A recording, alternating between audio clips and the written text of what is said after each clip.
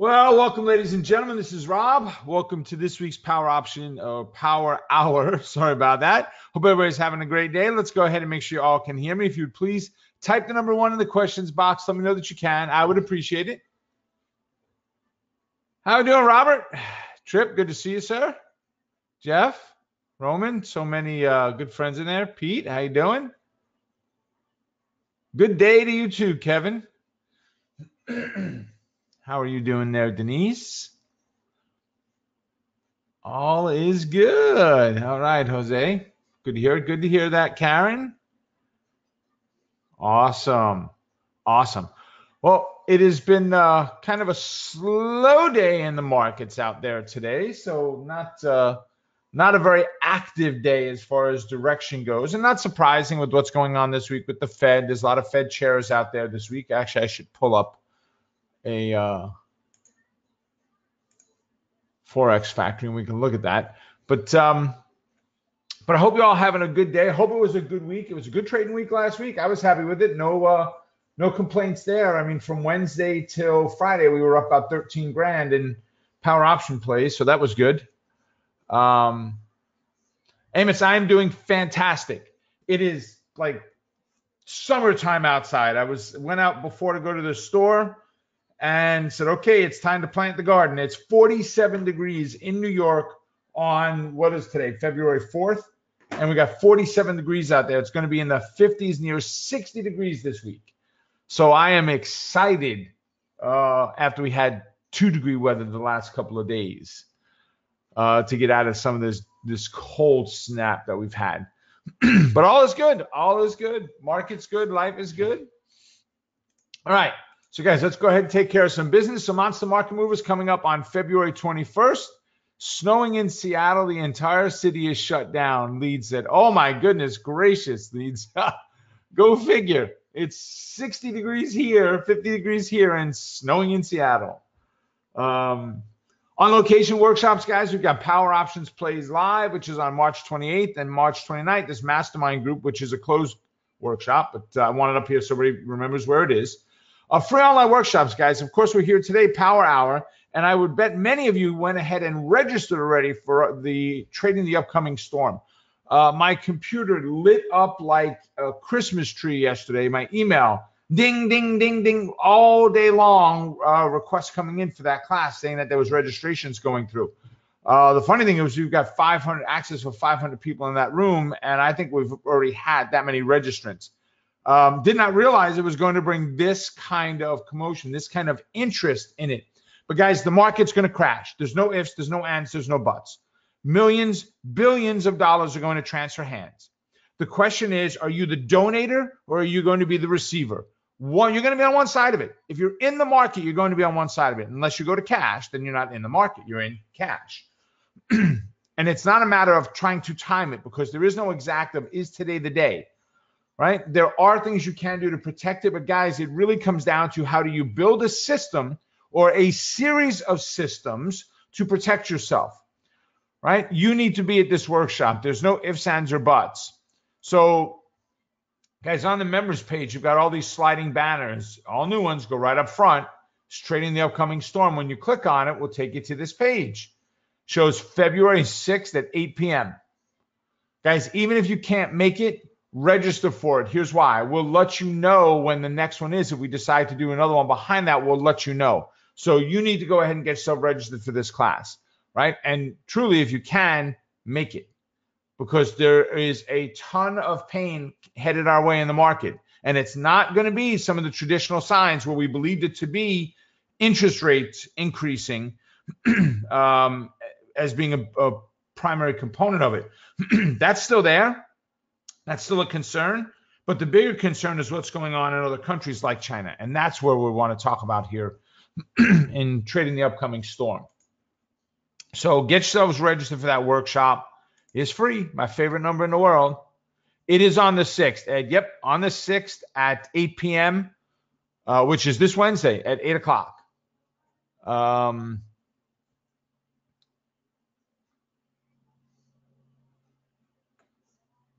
Did it?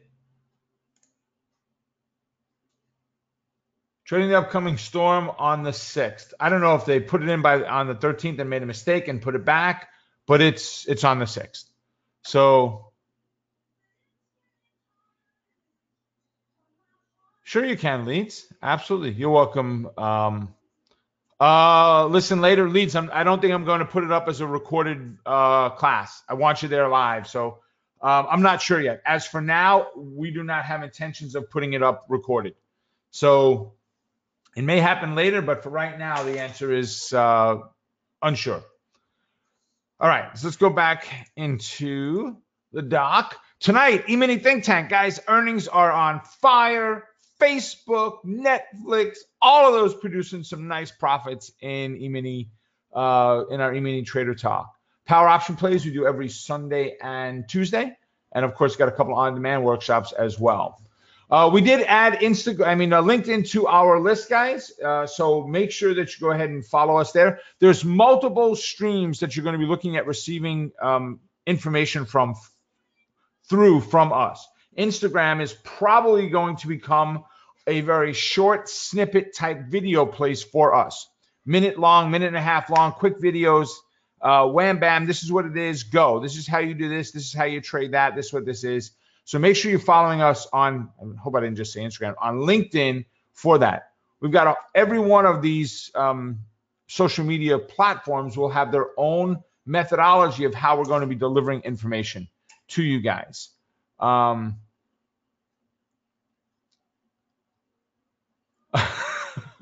All right, Judy. You guys kill me sometimes. Okay, so let's go ahead and take a look. All right. So let me go ahead and do a quick update of today. I really haven't done anything because there's been nothing to update from. We really haven't gone anywhere on the S&P. Right? I mean, right now on SPX, whoops, let me click no. On SPX, we're up 7. Okay, a little better. We're up 14 on the Dow. We're up 64 on the NASDAQ. The entire move in the S&P is the NASDAQ, because when the S&P was up, Dow was down. We had NASDAQ was the only real driving force behind what's pushing it higher. Yeah,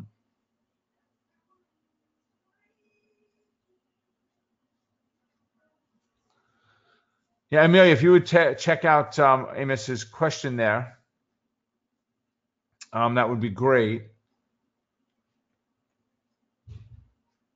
Robert, I'm not telling you what Judy said about you. You guys are just, it was, I will say it was bad. No, I'm kidding. It wasn't bad.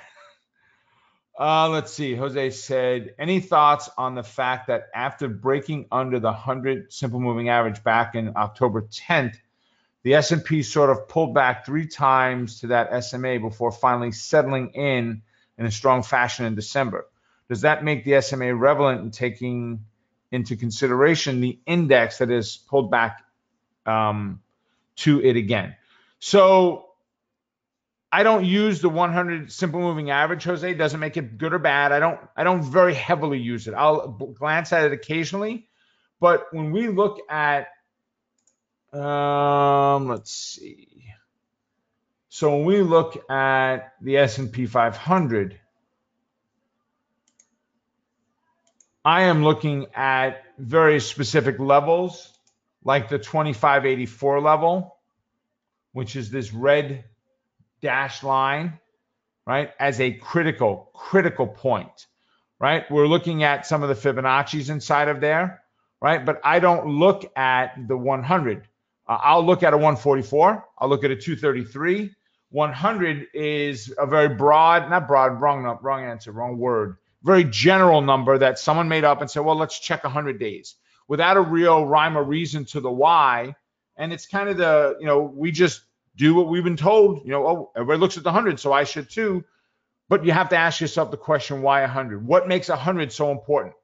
Right? Why is 100 simple moving average better than a 104 or a 118 or a 97?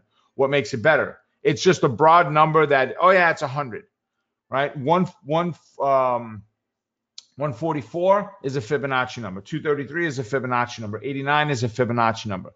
The red line on here, the moving average, is a 55. It's a Fibonacci number. Now, that doesn't mean you can't be successful with a 100 or a 200 simple moving average. It's just those are the reasons I don't use some of those types, Jose, or those settings, I should say, because I've never really had someone show me the reasons why they become so important of a level. So what was that price level, Jose? Tell me what it was on the S&P. Actually, let me do this. Let's change this over. Let's change the 55 over to 100. Oh, no, this is exponential, though. Yeah, this is exponential. So it would not be the same.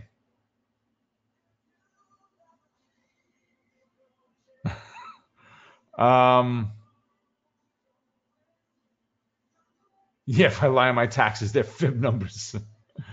Yeah, I'm very much afraid of a four-letter word in this country that I will never allow happen to me, and that is jail, right? So I don't lie on my taxes. I believe that you do take every deduction legal within the confines of the law, right? So, all right, I'm not. So, Jose, give me a number, my friend. Yeah, that's okay, but I still don't have it on Trade Navigator. What is the price level? You said it came back 3 times. You gave very specific dates. Do you know what price level that came out to be? Or were they just, because it was moving average, maybe it was just all over the place? All right. So the overall question says, does that mean that it's relevant taking into consideration that the index has pulled back to it again? Yeah, so if you have a key level that you're pulling back to, like this dashed line, Jose, this 2584, we had 1, 2, 3 key pullbacks to there. Absolutely. Absolutely, it's important. So if you're saying 280, then you're probably looking at SPY.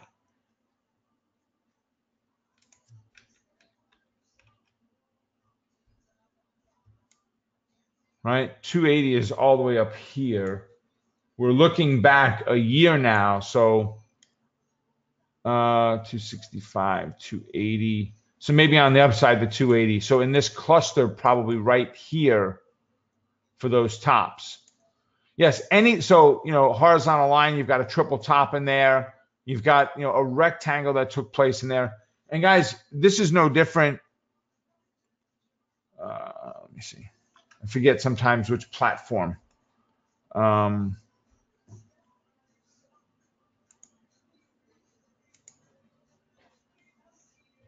right. And when I say which platform, whether I'm typing in S for symbol grid or $ for here, you had the same type of thing happen here, Jose, right? So I'm assuming it's here. 1, 2, 3, these tops in there. We came into this rectangle, very complicated to get any kind of directional trades in there. Lots of whipsaws happening in that formation there, right? So that level, which is about 2,800, right? 280 you said on SPY, 2,800 up in there, 2811. Okay, there we go, Jose, 2811. So we're right there, and I'm at 2802 with my Fibonacci level, right, with the fib line, based off that swing high right in there, that doji candle inside of there. Now coming back up to that level, guys, if you look at the S&P, we've dropped all the way down and we've recovered, broke the 764 at this point. So let's see. 0.882.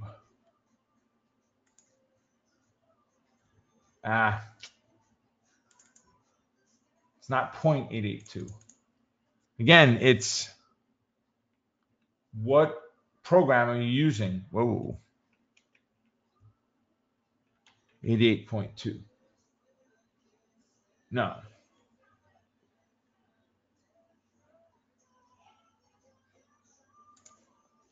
All right, there we go. Right? So that Fibit level inside of there is our final destination. If we violate that, the Fibs are no good any longer. They're invalid at that point. All right? But right now, we've seen some good recovery. Right? We're watching some bounce. Right? You could see on today, not really a whole lot. We did tag that 2,700 level and bounced yet again today. I talked a little bit about this over the weekend in Pop. right? So, but not much happening there. We're almost setting up another dreaded box of neutrality. It almost looks like, has anybody here ever traded using something called the Darvis box, Darvis? One for yes, two for no. Has anybody ever traded using the Darvis box? Okay. Lots of twos. All right. It's an automated rectangle that pops up on the screen. Yeah, it's an automated rectangle that pops up on the screen based on chart patterns. So, and you get multiple rectangles that take place in there. So it's almost the same type of thing. We had this rectangle setting up here. We push up, and now it looks like we're setting a new rectangle up, right? Or could be setting a new rectangle up. All of this coming back down to the Fed.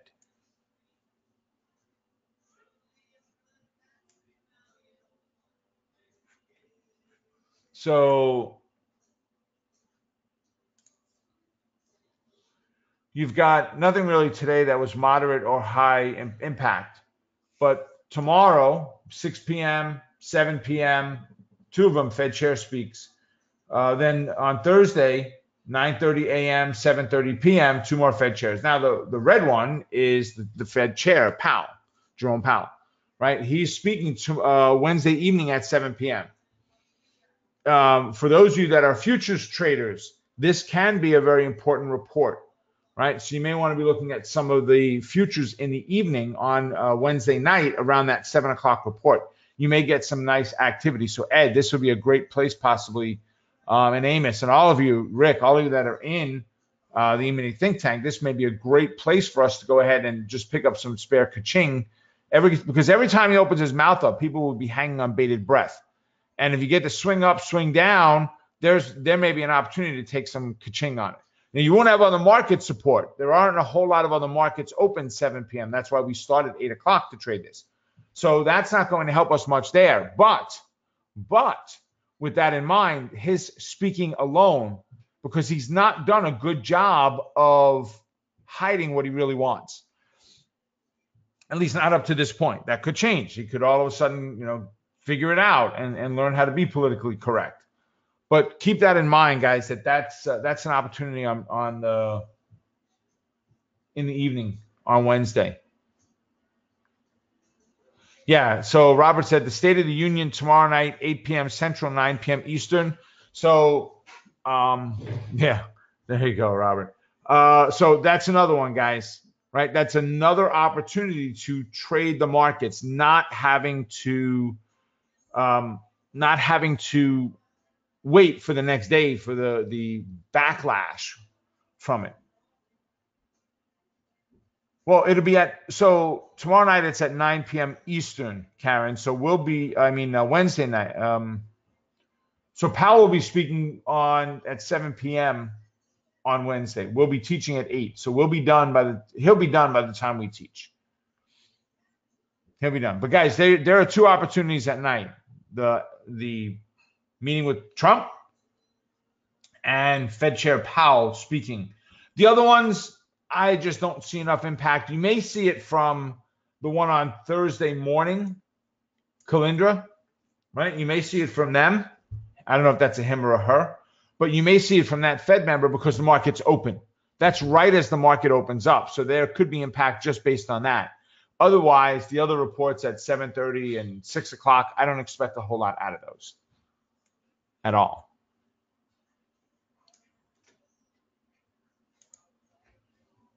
Very good. All right, Karen. Excellent.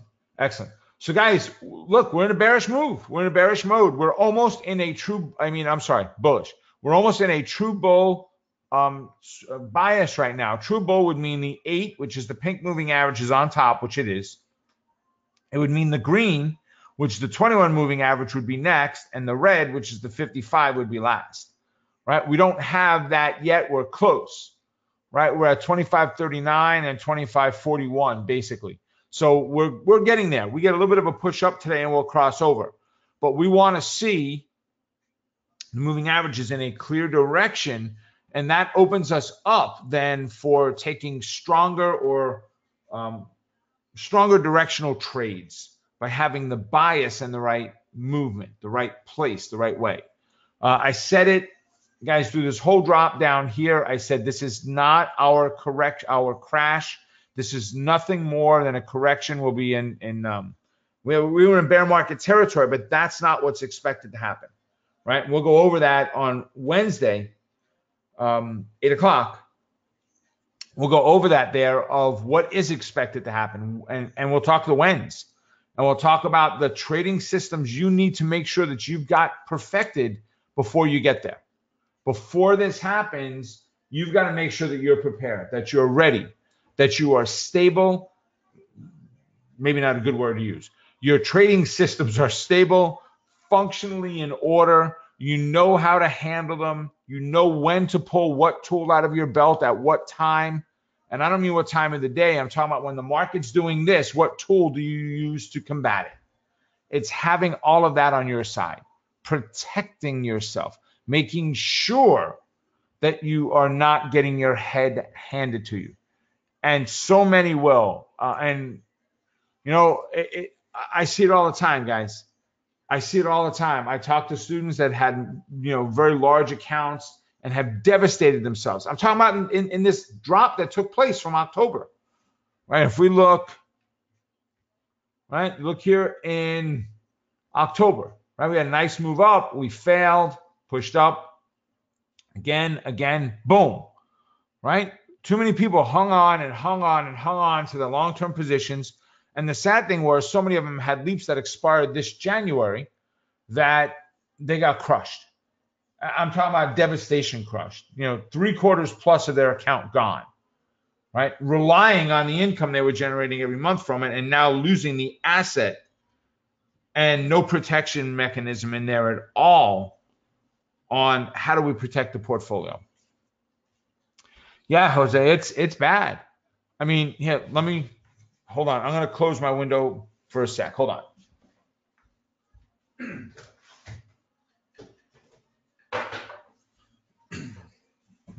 And the reason I'm closing it is I don't want my neighbor to hear.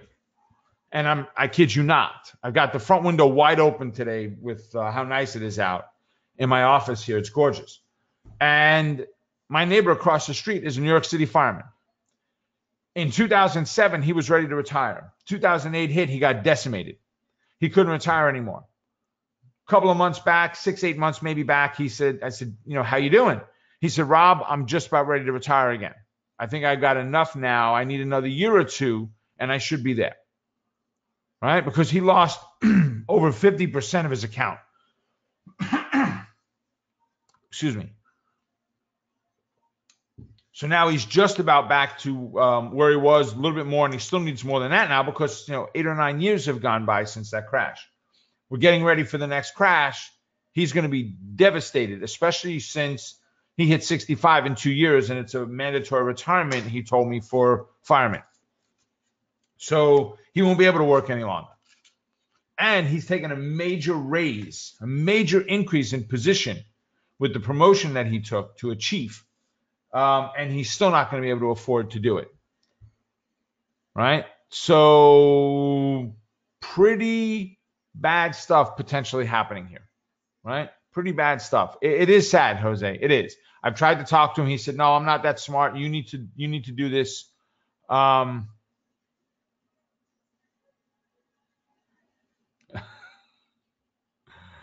Okay, Trip. I love it. All right, so guys, S&P right now, bullish, right? Bullish. That's what we're looking at right now. We've got a bullish bias going on, not true bull. True bull means the green gets above the red. But we have a bullish bias happening in the market right now, which is a good thing, right? It's a good thing for the market. The VIX is down nicely. The VIX is down very nicely. 14 is kind of a staple, guys. If we can get down to that 14, we had a lot of nice, what was old resistance there would now be new support. We've been at this 15, almost 16 level for a while. 1, 2, 3 times now we're hitting into that level. But that 14 level gets us to comfort. The 11-ish level is kind of, we're more on easy street. Because look, that was in October where we had been primarily. Now, that doesn't mean we didn't have some crazy times. We popped up high in February and pulled back again. But we're starting to see VIX come down. And what VIX tells us, it's an inverse relationship to the market.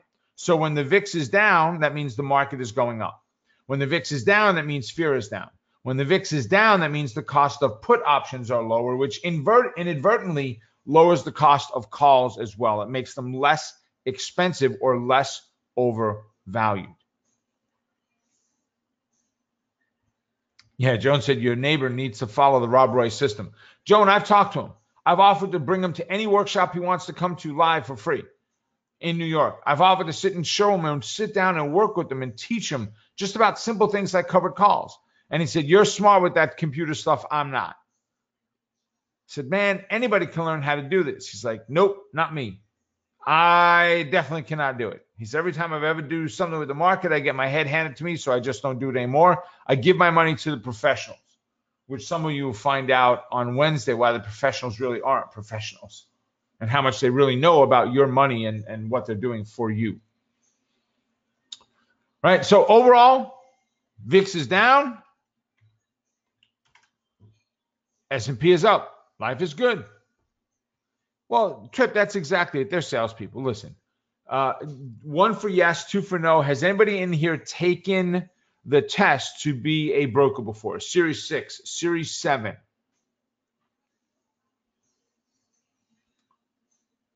Yeah, Judy said all financial professionals are salespeople. Yep.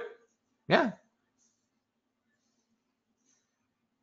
All right. So no one seems to have taken the test for it. All I'm asking for is I was going to reach out to see if anybody that has taken it would just confirm what I say.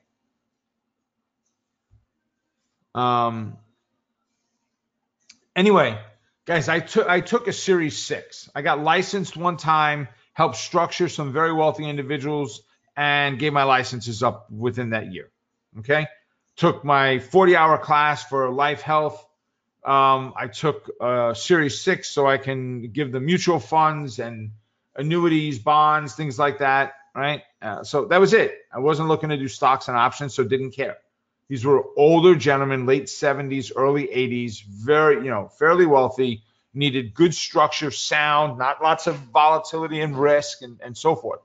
And on that test, guys, not one question was geared around, not one thing you read or learned was geared around how to make your client money. Every bit of it was how to protect the firm from laws and litigations, from suits. So Jim said, I was a Series 7 registered years ago. The job is pure sales of what they tell you to sell. Exactly, Jim, because you take the test, and then after you take the test, the company you go to work for teaches you how to sell the products that they offer, whether they're mutual funds, bonds, annuities, whatever it is, stocks, whatever it is, you learn from that company how to market the materials, the products that they offer. So your stockbrokers are really not in it for helping people because they're not really taught how to help people.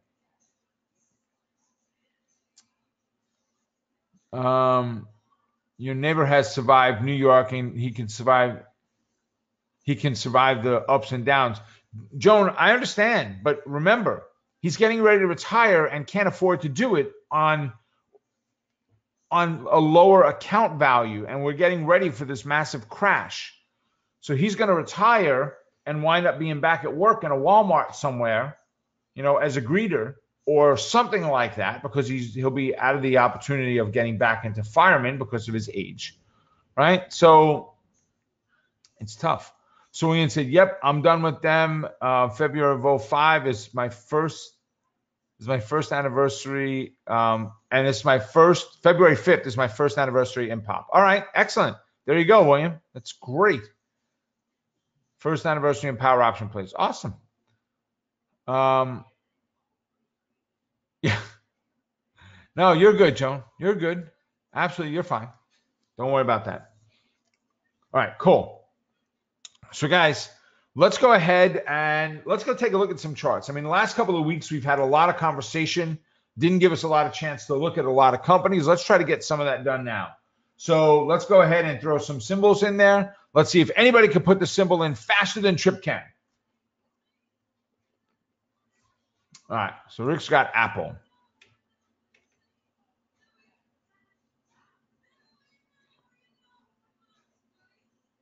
Yeah, I was going to be like, that is certainly not for me, Trip. Apparently, you're doing more than one thing.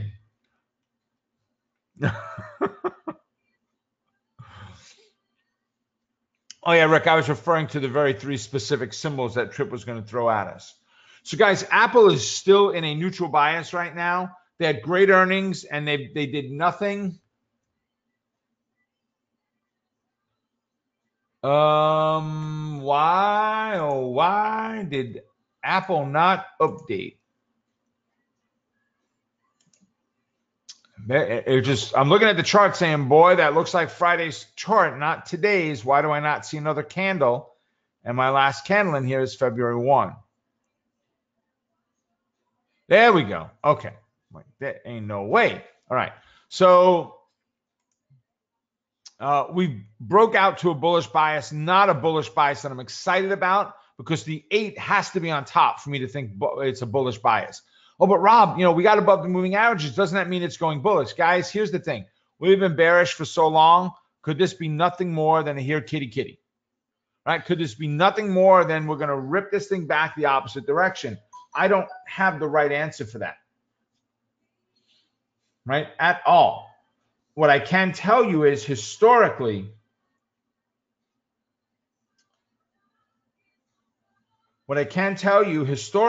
is we tend to see when the moving averages are not being set up where the 8 is at least on top, that we have a very high propensity of failing to the downside. Amelia, who? Oh, okay. Okay, never mind. I'm like, what? Like, who's T? Right?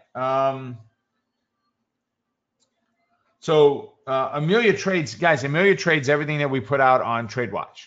And Apple made money for us today on our TradeWatch alerts. Apple produced profit today for us on TradeWatch alerts. Right? We had Apple, another one that's in there as well that we posted that you guys should be keeping your eye on as well.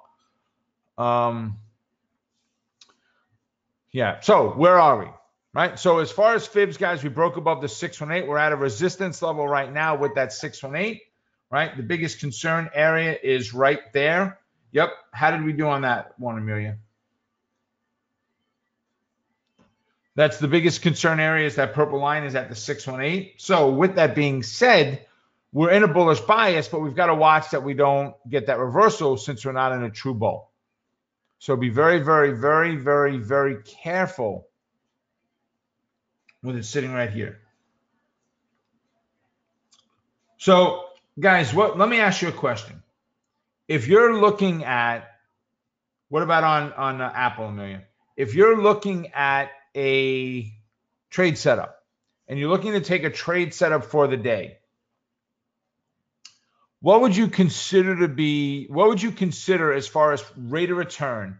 What percentage would be something that the minimum you would get up out of bed for? In other words, if you made 1% a day, is that good? Do you need 3% a day? Is it 5%? What number?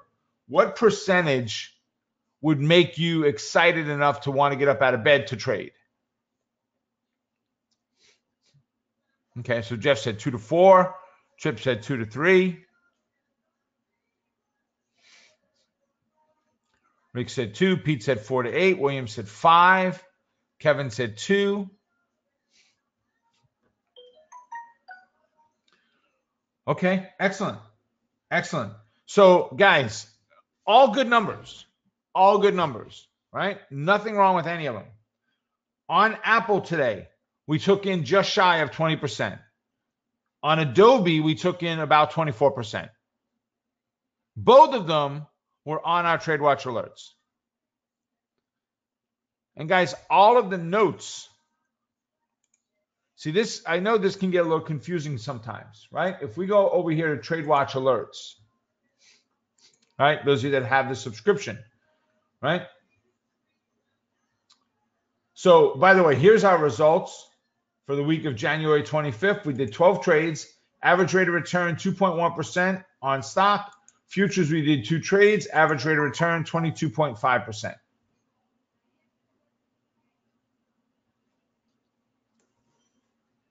Right? all of these Cliff Notes show you how to trade each of the setups that we email out to you guys, that we text message out to you. So Paulo, that would be trading the options, not the stocks. We don't trade the stocks on them. We're trading options. And you've got all of here's the options Cliff Notes. There's all the rules for picking the options. Everything you need is right here. Right? A sample trade checklist. Amelia, did we get that document I had Sean do? Did we get that posted? It's still not up here. So guys, what we did is we're taking all of these Cliff Notes and putting them into a PDF. So you can download the PDF and not have to go back to the workshop, to the website to do it. So Amelia hasn't run all the numbers from last week yet, guys, but we're at 73% on futures last week. That's pretty good. Yeah, guys, take advantage of this stuff. That's what it's there for. Every bit of this. I mean, this is a lot of work we put in to produce this type of stuff. Take advantage of it, right? I love every one of these. Right? Here's the bias Cliff Notes. What does bias mean? How does it work, right? So it's just another help for you. You know, I talk about one of the trade setups that we do in Monster Market Movers is approaching 100. Well, here's the run for 100, right? Picking up change, just short, quick, in and out, day trading, directional trading. It's all here, all right?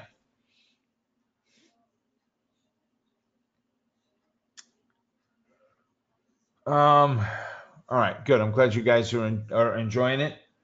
But I'll tell you what, now, earnings is a big part of why we're doing as well as we are in futures, right? Amelia is starting to help out here with making sure that you guys are getting all of the earnings reports, the major earnings. We're talking big companies now, ones that move the NASDAQ, and you can trade the NQ on it based on the earnings system that we do inside of the E-mini think tank, right? Okay, so let me just close that down. Beautiful. Guys, while I am thinking about it, let me just go ahead and drop in your chat box before I forget the link to the Wednesday class. Yeah, there you go, William. Some new stuff. Absolutely. Oh, sorry to hear that, William. All right, so let me go back in. So as far as Apple goes, guys, I'd be cautious on Apple, period, just because we are not in a real bullish bias at this point. So a little bit of caution. Upside is 176 if it does keep moving on Apple. Let's see. Robert is asking for AMT. Well, AMT did exactly what I wanted to do, guys. It was up too high. I had AMT on our covered call explorer list this week. It's definitely done what I want so far today. Now, again, we're only looking at 2-1. What is going on? I saw your post there about it, Robert. I just don't know why I'm getting this kind of grief. So I still need to pull back to the moving average to take the covered call trade. But let's see. All right, good. Oh, yeah, that's so much better. Close right in that range, and there's a possibility for us on it. And Robert, because of the pullback we've had in the last 2 days, we can easily go now and let's see. We're going to use this bottom here. Come off of this top. Oh. Wrong button.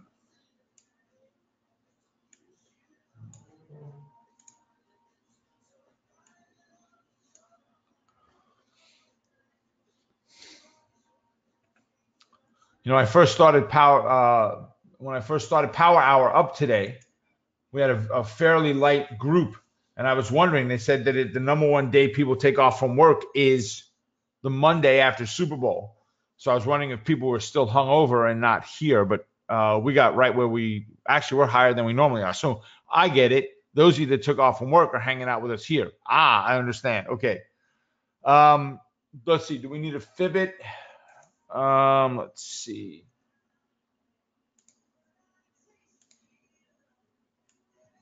Let's go to all symbols.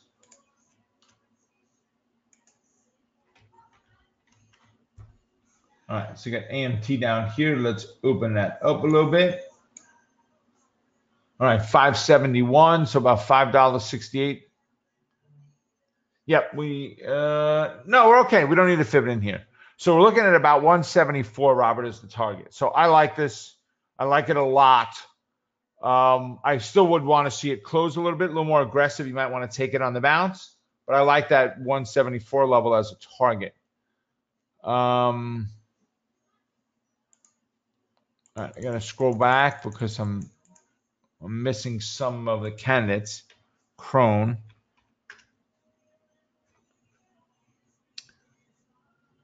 Yep. So here's what I'm going to do. I'm going to shut this down and start it back up again because for some reason every symbol is not updated. Every one I go to has not been updated. So let me start it back up again. Let's see. So we'll take a look at Crone next, C-R-O-N.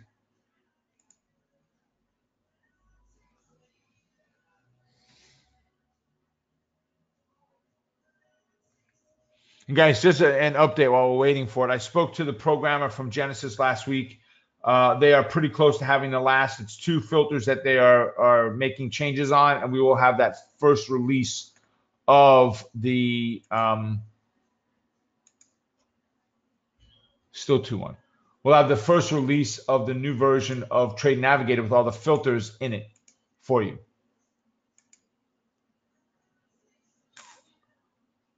All right. Come on, baby. So good, strong move on Kronos. All right. Yet again, good pop to the upside today. So, all right.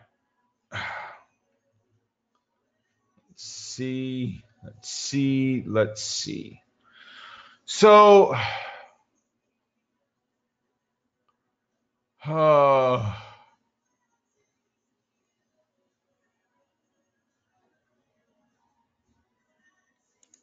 so if we do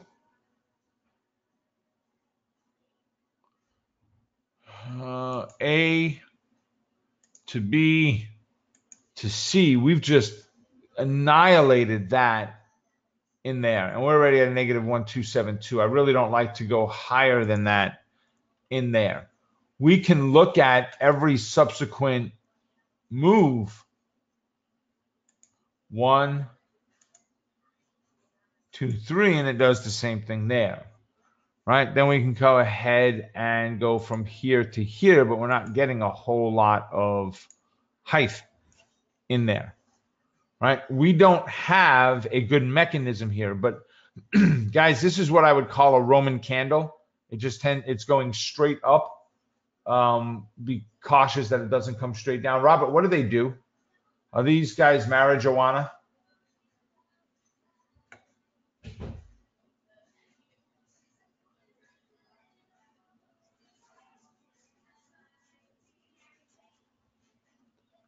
Oh, I can't see your comment if you're typing because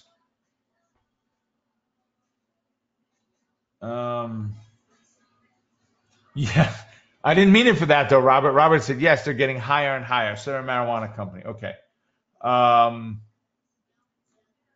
Where would you be inclined to move protective stops on Crone? Problem is, I mean, it's a $23 stock that's moving 10% a day. I mean, it's up $2 today, $2.28, right? It's tough, you know. I mean, you have no historical for it anywhere to reference from inside. So guys, this is just pure caution of where does it go to next. It's not very strong. We can consider that a sideways move, come up here.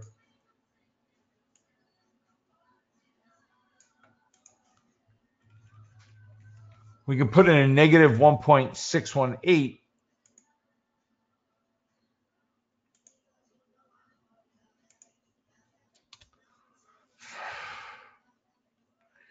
If we put another fib, it just doesn't get the same way near where we need to be. Oh, I did not want to do that. Okay. So we definitely are going to need, I'm guessing, a fibit in here, 22 and a half, 6.5. Yep, we are. So we would want to split that one in half then, Robert.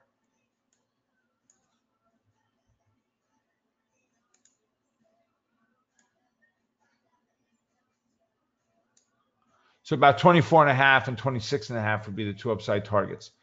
So Rick, I would be right now, if we close here where we are now for the day, I'd be somewhere underneath that 22 half level as a stop.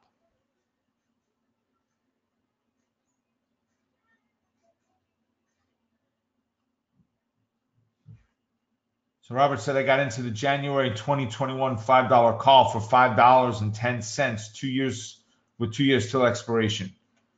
So you have a $5 call. So you're all the way down here is your strike. So you got a little bit of cash in the money there. Yeah, good exercise in an unusual situation. There you go, Rick. You got that right. All right. Let's see. CGC. Canopy growth. So who put CGC in? I know it wasn't Robert. It was Pete. Okay. So another marijuana guy. Good strong move up, sideways move, good pullback. So we'll draw a fib.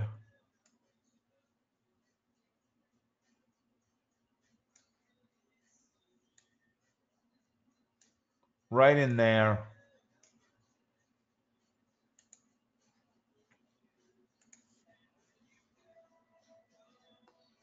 Hmm. 43 to 51. I'm sorry, 45 to 51. 6. We need a fib inside of here, so we need to split those levels in half. So we need the point 136 and a 118.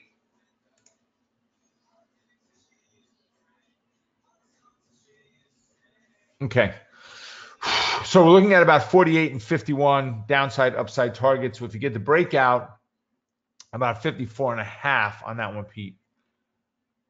All right. So Trip, now I'm seeing yours.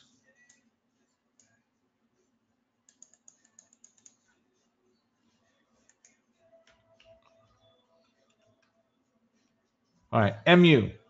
So we got a little bit of a breakout, not quite we're in bullish bias, and I'm okay with that bias. Good strong move to the upside today.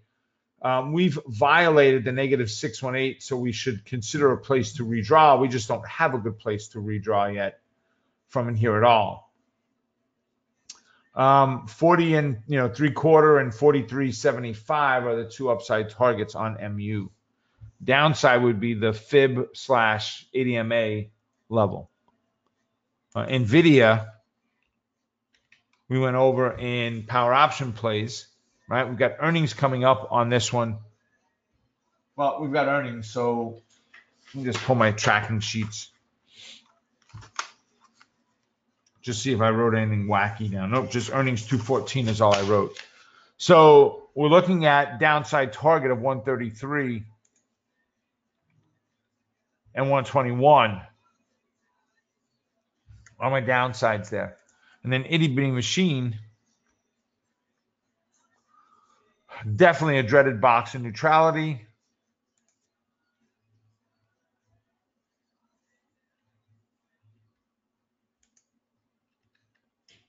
Wow.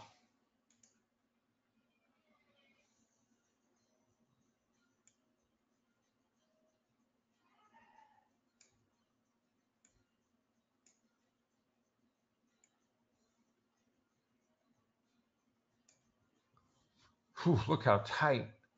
Ah.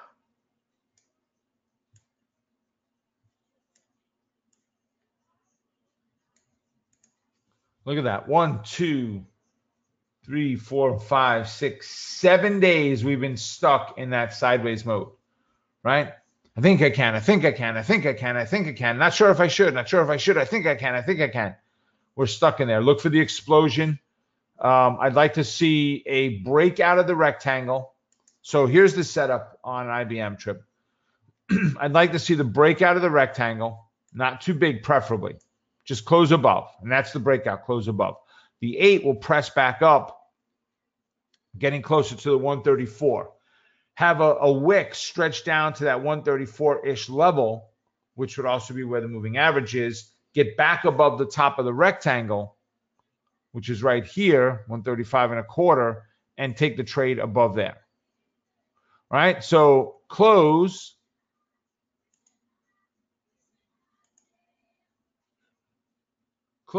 up here. Come back and retest with a wick. Let's say right down to there. And then once we get above the top of the rectangle, that's where you take the trade. Trip, that makes sense? Cool. All right. Let's clear that off. Trip, you're getting some kudos. Some thanks for bringing that one up.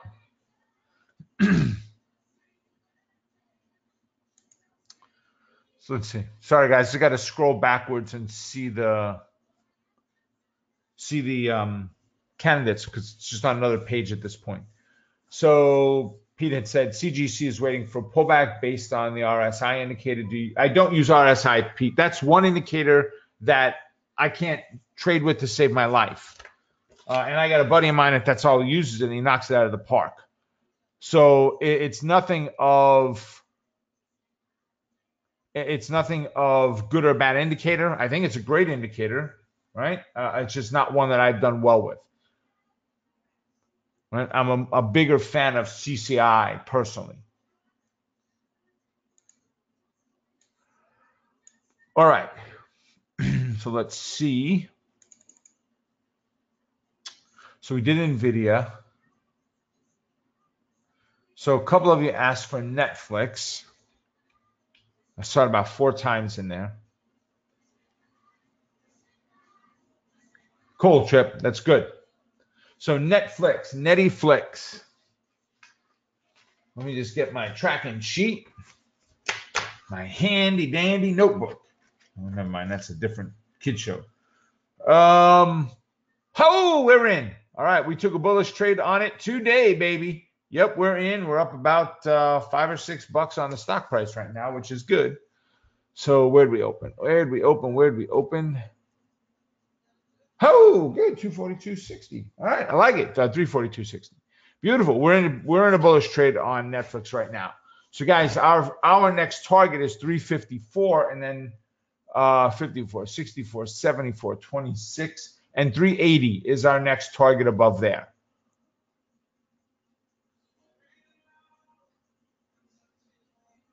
Roman said yesterday's pop video was phenomenal. Thank you for the details you gave.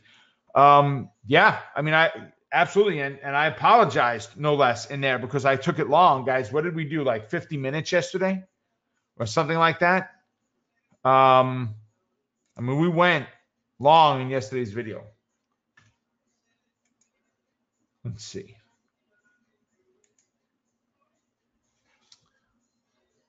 Come on. So guys, you got a bunch of new web stuff happening right now, or that's being worked on right now, I should say. That probably was 51.5 minutes long. Right? So not too shabby at all. So we took the trade on Netflix today. Let me just move that back down.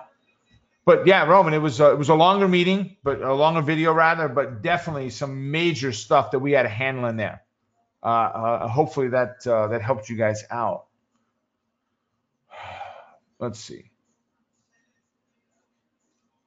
Yeah, Pop Monday, Robin. So 354, 380, guys. Support is at 339-ish is our support level. 338, 339. Just see where are we at. Oh man, I cannot believe it. Yeah, so Karen said, if I missed it, yep, wait for the pullback. Absolutely. That's exactly what you'd want to do, Karen. Now, I'm sorry to say, I hope it doesn't pull back. I really hope it just keeps going, right? We've got 4 contracts on this. You know, if we're in at 42, 43, call it 43, and we get up to 53, we got a $10 move to the upside, which gives us a $7 or $8 move on our first 2 contracts. And then from there, we got in at 43 and we get out at 79, 35, 36 points. Yeah, no, I hope it doesn't pull back. Sorry, Karen. I hope it just keeps running and going and going and going, right? So, guys, if we take a quick look at the market right now, we're up 28 on the Dow. We're up 7.5, almost 8 on the S&P, and we're up 65 on the NASDAQ, right? And that's just indicative of the earnings that are coming out on some of the NASDAQ companies. And, guys, that's why we trade the futures. I want you to realize that if you guys just came into the E-mini think tank and just subscribed to it and never traded the futures except around earnings time and just followed along with what we did there, you would more than pay for your entire year of E-mini think tank just with what you can make on the stock, on the trades based on the stock's movements, right? Based on the system that we developed for trading the futures, the NQ is really what we trade, right? That's our primary vehicle that we trade for our earnings announcements out there. So, guys, I think we've come to an end. I mean, listen, guys, I'm just going to say it as plainly and as nicely as I can. Don't miss the workshop if you can. If we decide to put it on a recording and you're registered for it, you'll get an email for it. Do not miss watching this. This is a video, guys, that will not stay out there for very long if I do put it up as a recording. There will be a time limit to it. It will not go on YouTube. It will stay on our own server because, guys, here's the thing.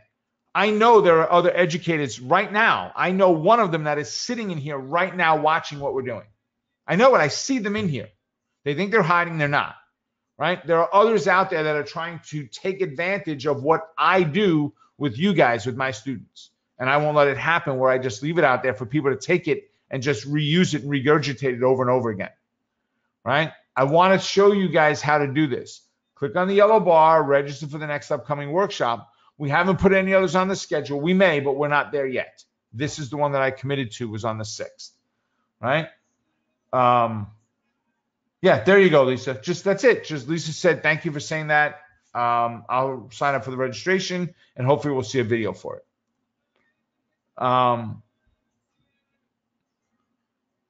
Dimitri's asking, am I predicting the U.S. dollar drop with the impending U.S. stock market crash? Absolutely, which is why I'm so heavily weighted in gold/silver because of what happened in the past with that.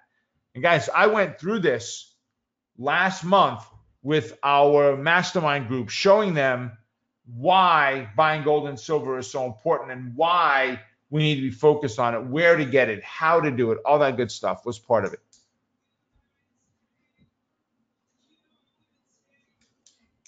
Francis, send an email to Amelia. I don't know where you would have seen that, but send an email to support and she will help you out with whatever is available, because that hasn't been for a very long time that I know of. Cool.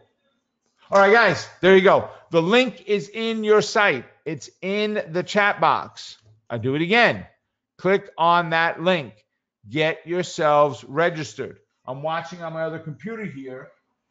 My email is open, and I have an email for registrations that come in for anything that someone registers for on the site.